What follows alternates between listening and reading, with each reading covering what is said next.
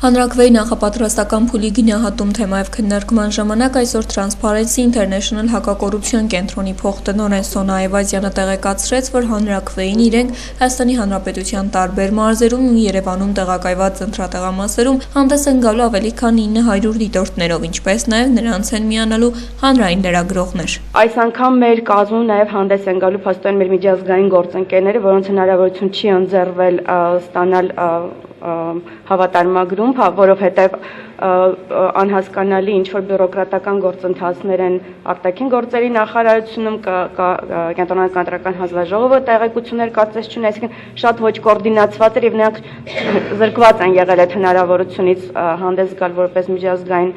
դիտորդ կազմակերպություն, այդ պատճառով մենք նրանց ներգրավեցինք որպես հանրային լրագրողներ մեր թիմում եւ նրանք նույնպես կայցել են, կշրջեն տեղամասերում եւ կդիտարկեն ընտրությունները,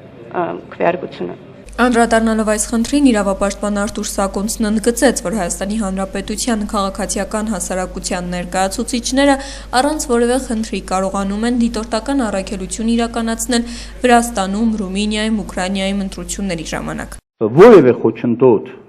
պետության կողմից, որ այլ երկրների քաղաքացիական հասարակության ներկայացուցիչները ներգրավվեն դիտորդական առաքելությանը չի եղել։ Սա ուղղակի որպես փաստ, որ հասկանանք, որ եթե իշխանությունը հրապարակում է, որ ինքը պատրաստ է թափանցիկ, հաշվետու, ազատ եւ արդար ընտրություններ կամ ավելի ճիշտ հանրաքվե անցկացնել, ապա պետք է նաեւ կամք դրսևորի, որպեսզի հնարավորության չափով դիտորդական առաքելությունները նաեւ հատկապես միջազգային, ոչ կառավարական կազմակերպությունների այլ երկրների մեծ քանակով ընդգրկված են։ Դա կլիներ վստահության կարևոր ցուցանիշը։ Իրավապաշտպանը բարձրաձայնեց եւս մեկ խնդրի մասին։ Ընտրական օրենսգրքի 39-րդ հոդվածի 2-րդ կետն արգելում է համայնքների ավականու անդամներին լինել ընտրական հանձնաժողովի անդամ։ Պարզվում է սակայն, որ թվով 203 հանձնաժողովականներ ավականու անդամներ են։ Սա մենք համարում ենք վարչական ռեսուրսի ուղղակի օգտագործում, որտեղ տեղական ինքնակառավարման մարմնի տվյալ դեպքում համայնքի ավականու անդամների ներգրավումը ուրեմն ընտրական հանձնաժողովներում իդեպ տեսնում ենք նաև բոլոր կուսակցություններին է վերաբերվում, անդամ կուսակցություններին, սա հանդիսանում է իրապես